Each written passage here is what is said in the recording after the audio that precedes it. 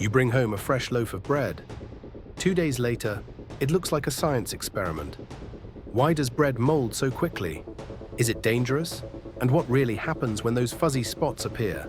Stick around, because what you're about to learn will change the way you see your kitchen, your food, and maybe even your trash can. Welcome to Invisible Mingle, where we explore the unseen world hiding in plain sight. So, is your bread just going stale? Much more than that, it's becoming a playground for one of nature's most efficient colonizers, mold. In the next few minutes, you'll discover how mold gets into your bread, why it grows so fast, and what you can actually do to slow it down. Here's the first thing you should know: mold spores are everywhere. Even right now, you're probably breathing in thousands of them. These spores drift invisibly through the air, settle on surfaces, and wait. Wait for the perfect conditions: warmth, moisture, and carbs. Bread checks every box. Once a spore lands, it sends out tiny thread-like roots called hyphae. These dig deep into the bread, feeding, spreading, and eventually blooming into visible mold. From there, it becomes a factory, releasing new spores into the air and starting the cycle all over again. Mold loves bread. Why?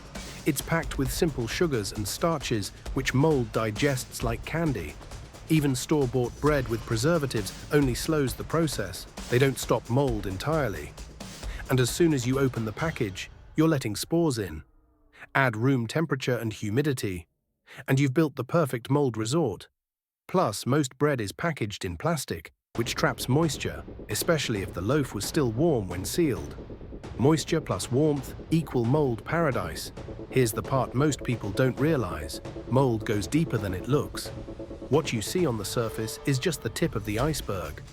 Below the surface, mold has likely already sent roots through the slice, and some molds produce mycotoxins, invisible, toxic compounds that can cause allergic reactions or worse. Bottom line: if you see mold, don't cut it off, throw it out.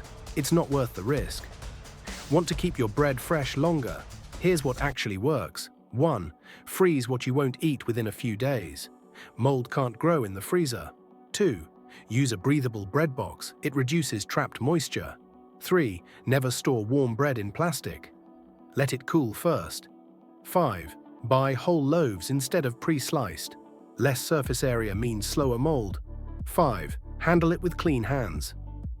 Every touch introduces new spores. Even leftover crumbs in the bag can start the next loaf molding. Clean storage equals clean bread. So next time you spot that green fuzz, remember, it started from something too small to see. Mold is a master of the invisible. But now, you're smarter than your sandwich. If you like this peek into the microscopic world, give this video a thumbs up and hit subscribe for more hidden science and everyday mysteries. And drop a comment.